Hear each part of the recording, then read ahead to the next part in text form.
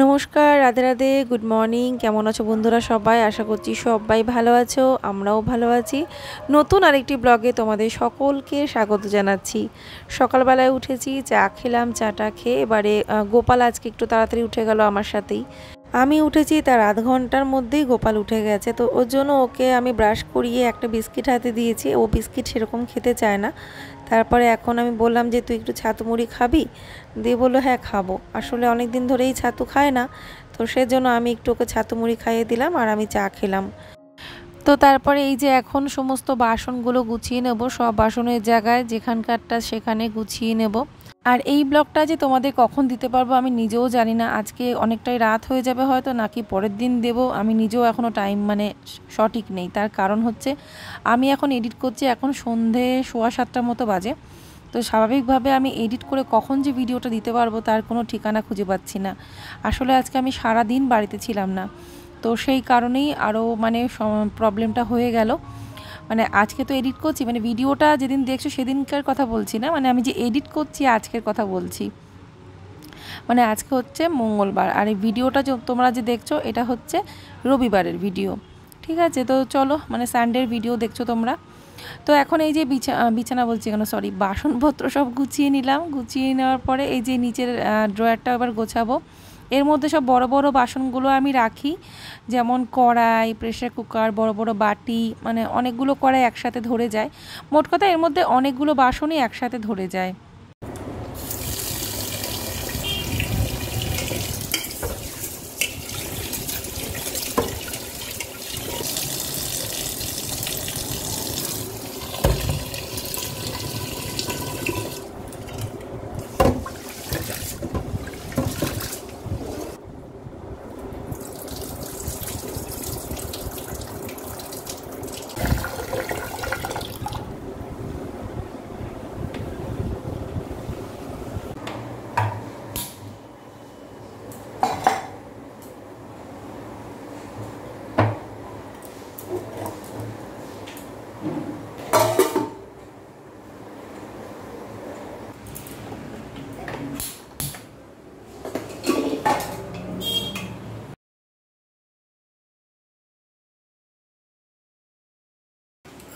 একদিকে ভাত বসিয়ে দিয়েছি, আরেকদিকে ডাল বসিয়ে দিচ্ছি। ডালটা করব ভাজা মুগ ডাল, আর আজকে সকালবেলা ওদেরকে কটা করে ভাত খাইয়ে দেব, আর অন্য কোনো খাবার বানাবো না আজকে।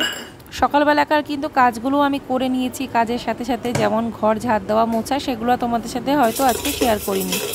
তো এখানে আমি ডালটাকে একটু ভেজে নেব প্রথমে, মুগ ডাল যেহেতু, আর ডালটা একটু গাঢ় করে করব। ভেজে নিয়ে জলটা প্রথমে দেব, এই জলটা কিন্তু আমি ফেলে দেবো, ফেলে দিয়ে তারপরে আবার জল দেবো, দিয়ে তারপরে লবণ, হলুদ, একটু তেল দিয়ে সেদ্ধ বসাবো। তো চলো ব্লগটা দেখতে থাকো, আশা করছি তোমাদের আজকের ব্লগটা ভালো লাগবে। আর ব্লগটা যদি বেশি বড় হয়ে যায় তাহলে অবশ্যই আমি ছোট করেই দেব। তো আসলে সারাদিনের ভিডিওটা ছিল রাত্রেবেলা পর্যন্ত, কিন্তু যেহেতু আজকে ভিডিও দিতে অনেক দেরি হয়ে যাচ্ছে তার জন্য হয়তো আমি ছোট করে ভিডিওটা তোমাদেরকে দিয়ে দেব, বাকিটা আবার পরের ব্লগে অ্যাড করে দেবো।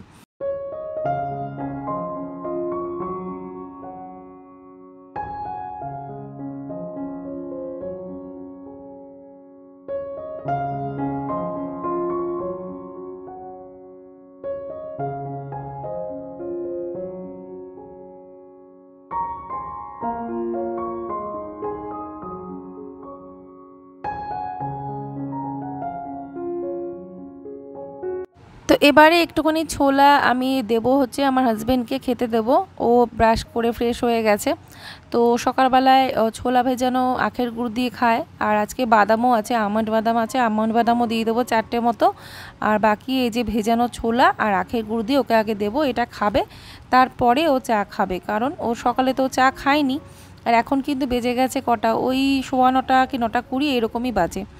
তো যাই হোক, এখন ও এটা খাবে, তারপরেই চা খাবে। তো এটা খেতে খেতে আমি চাটা বসিয়ে দেবো। আর আমি যখন চা খেয়েছি ও তখন ফ্রেশও হয়নি, কিছুই হয়নি, তো বলছিল তুমি চা খেয়ে নাও, তারপরে আমি পরে যখন চা খাবো তখন করে দেবে। তো ওই কারণেই আমি চা খেয়ে নিয়েছিলাম। আর আমি সকালবেলা যদি বেশিক্ষণ খালি পেটে থাকি না, আমার মাথা ধরে যায়। তো এই যে এখন ওকে দিয়ে দিলাম। আর আজকে কি কি রান্না হবে দেখো, পটল আলুর তরকারি করব, বেশ ভালো করে গরম মশলা দিয়ে। উচ্ছে ভাজা হবে, আলু ভাজা হবে, আর ভাত হয়ে গেছে, ভাতের ফ্যানটা ঝরাতে দিয়েছি। আর ডালও হয়ে গেছে, ডালটায় শুধু ফোড়ন দেওয়া বাকি। এই যে ডাল হয়ে গেছে, ডালটাকে ভালো করে ফেটিয়ে নিয়েছি। তো সবার প্রথমে আমি আলু ভাজা করব, কারণ আলু ভাজাটা হলে ওদেরকে ভাতটা খাইয়ে দেবো। মানে আলু ভাজাটা করে নিয়ে তরকারিটা চাপিয়ে ওদেরকে খাওয়াতে যাব। তো এখানে আলু ভাজাটা এমনি একটু বেশি করেই করলাম, ওর জন্য সকালবেলায় আলু ভাজা দিয়ে কটা করে ভাত খাওয়া হবে। আর মিষ্টু তো শুধু আলু ভাজা দিয়ে বাটার ঘি দিয়ে খেতে খুব পছন্দ করে। আর গোপাল আবার আলু ভাজা শুকনো ভাত খেতে পছন্দ করে না, আবার ডাল দিয়ে খেতে পছন্দ করে।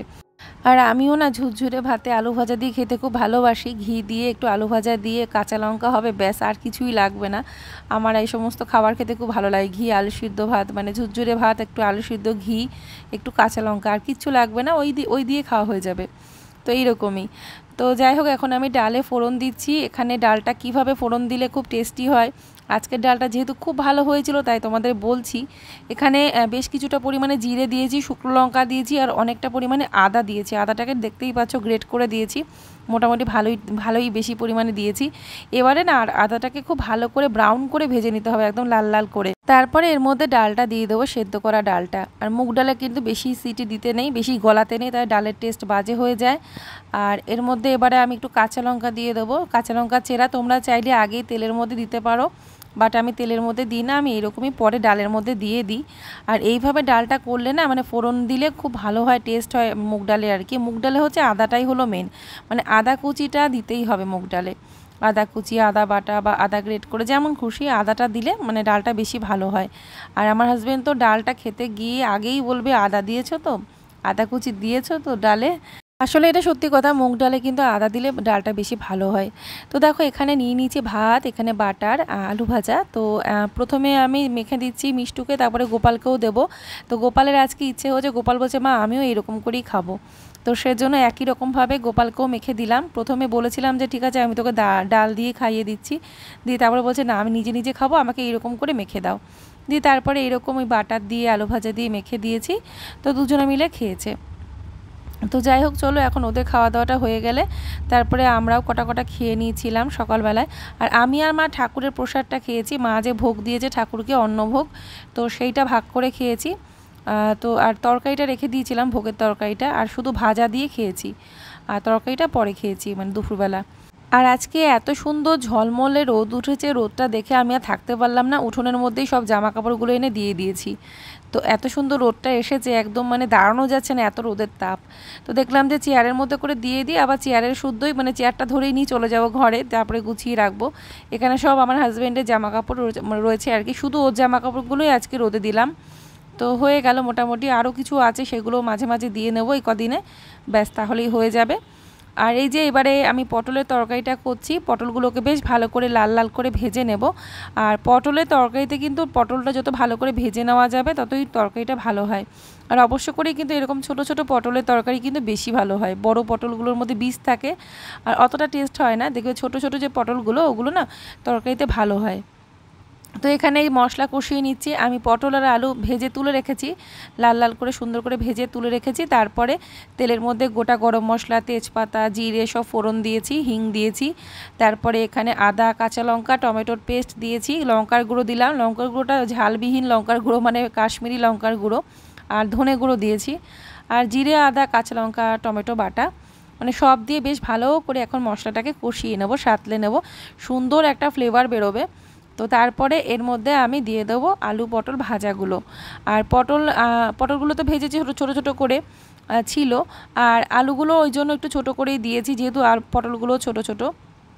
এবারে ভালো করে এই মশলার সাথে এটাকে ভালো করে কষিয়ে নেব, বেশ ভালো করে কষিয়ে নিয়ে তারপরে এর মধ্যে দিয়ে দেবো জল। এইভাবে পরিপাটি করে পটল আলু তরকারি করলে কিন্তু নো ডাউট খেতে ভীষণ ভালো হয়, খুব স্বাদ হয়। তো আমি তো এইভাবেই বানাই যখন, আর এইভাবে তরকারি বানালে আমার হাজব্যান্ডও খুব পছন্দ করে। তো আজকে তরকারিটা সত্যিই খুব ভালো হয়েছিল, তোমরা চাইলে এইভাবে বানিয়ে দেখতে পারো, দেখবে খুব ভালো লাগবে। তো এবারে এটাকে লো ফ্লেমে ঢাকা দিয়ে রেখে দেবো তরকারিটায়। আর আমি গরম মশলাটা না আগেই দিয়ে দেবো, কারণ লাস্টে দিলে অনেক সময় একটা উগ্র গন্ধ আসে, একটা স্ট্রং ফ্লেভার আসে। তো সেজন্য চাইলে আগেও দিয়ে দেওয়া যায় গরম মশলা, যেমন আমি এখনই গরম মশলা দিয়ে দিলাম। এবারে আমি ঢাকা দিয়ে দেবো লো ফ্লেমে, ব্যাস তাহলে সুন্দর একটা গন্ধটাও তরকারি ভেতরেও ঢুকবে, আর তরকারির গন্ধটা অতটা উগ্র থাকবে না, আর সুন্দর একটা দারুণ একটা ফ্লেভার আসে।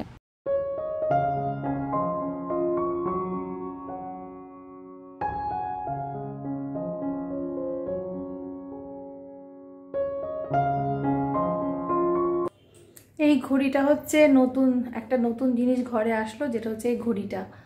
তো আসলে আমাদের রান্নাঘরে ঘড়িটা নষ্ট হয়ে গেছে, ওটা ঠিক করতে দিয়েছে, তো একটা ঘড়ি নিয়ে এসছে আপাতত, মানে কিনে নিয়ে এসছে একটা। তো সেটা গোপালের ইচ্ছে এই ঘরে লাগানোর জন্য, বেডরুমে। তো ওর জন্য আর কি ও বললো বলে বেডরুমের ঘড়িটাকে রান্নাঘরে লাগিয়ে দিয়েছে, আর রান্নাঘরের জন্য যে ঘড়িটা এনেছে সেটা এখন এখানে লাগিয়ে দিল, নতুন ঘড়িটা। তো একটা সুন্দর নতুন জিনিস আসলো ঘরে। ঘড়িটা দেখতে সত্যি খুব সুন্দর, এটা অজন্তার ঘড়ি, ঠিক আছে। তো যেমনই হোক, ছোটো হোক বড়ো হোক, একটা ছোট্টখাটো যেমনই হোক, নতুন একটা জিনিস ঘরের জন্য কেনা হলে খুব ভালো লাগে। তো দেখতেই পাচ্ছ এখন কটা বাজে। তো এখন এই যে আমি জামা কাপড়গুলো ভাঁজ করব, এগুলো ভাঁজ করে এখন কি ভাঁজ করব নাকি এখন বিশ্রামের পরে ভাঁজ করব চিন্তা করছি। এখন ইচ্ছেও করছে না, এখন ওরা একটুখানি শোবে, তো ওই কারণেই। তো দেখি কি করি। হ্যালো বন্ধুরা, তো চলে এসেছি এখন রাতের খাবার করতে। তো তোমাদের সাথে অনেকক্ষণ পরে দেখা হচ্ছে আবার। তো যাই হোক, এখন এসেছি রাতের খাবার করতে, 9:15 মতো বেজে গেছে। দিয়ে এখন খাবার হবে আজকে রুটি পরোটা এরকম টাইপের কিছু খাবার করব। তার কারণ কোনো রকম ভাত নেই, ভাত একদম কুড়িয়ে গেছে, দুপুরবেলা শেষ। একদিকে ভালো হয়েছে, তো ওরা চাইছিল কি আজকে হাক্কা নুডলস খেতে ব্রো হাউসের। তো সেটা দেখলাম যে এত রাত হয়ে গেছে, তো আমরা থাকুক, কালকে খাস, তাই বলেছি। তারা ঠিক আছে, আজকে আমি তোদেরকে পরোটা কিছু বানিয়ে দিচ্ছি। তো প্রথমে বলছিল কি রোল খাবে, পরোটা রোল করে দিতে, মানে পনির রোল করে দিতে। শসা গাজর টাজর সবই আছে, পনিরও আছে, কিন্তু সসটাই নেই। তো কি করব, সেজন্য দেখি পরোটাই করে নিয়ে তরকারি দিয়ে খাইয়ে দেবো। তো এটাই ঠিক করলাম। আর আমরা রুটি খাই কি পরোটা খাই, যাই হোক হবে, আগে আটাটা মাখি তারপরে। তো যাই হোক চলো দেখতে থাকো। এখন রাতে খাবারটা আমি করে নিই, অনেকটাই রাত হয়ে গেছে, 9:15 বাজে। এখন ধরো খাবারটা করতে করতে আরও সময় লাগবে। আগে আটাটা মাখবো, তারপরে খাবারটা করবো, ওই খেতে খেতে 9:10 বেজেই যাবে। ঠিক আছে, তো চলো ভিডিওটা দেখতে থাকো, আবার কন্টিনিউ করছি। তো বন্ধুরা, আরও অনেকটা ভিডিওটা আছে। রাতের একটা খুব ভালো একটা রেসিপি তোমাদের সাথে শেয়ার করতাম, দারুণ একটা জিনিস যেটা বানিয়েছিলাম রাতের খাবার হিসেবে। সব কিছুই তোমরা পরে ব্লগে দেখতে পাবে। আজকে ভিডিওটা টাইমের জন্য আর এডিটিংয়ের মানে টাইমের অভাবে আর বড় করতে পারলাম না। সবাই তোমরা ভালো থেকো, সুস্থ থেকো। আবার একটা নতুন ভিডিও নিয়ে চলে আসছি। আজকের মতো এখানেই টাটা, বাই বাই। সবাই ভালো থেকো, রাধে রাধে।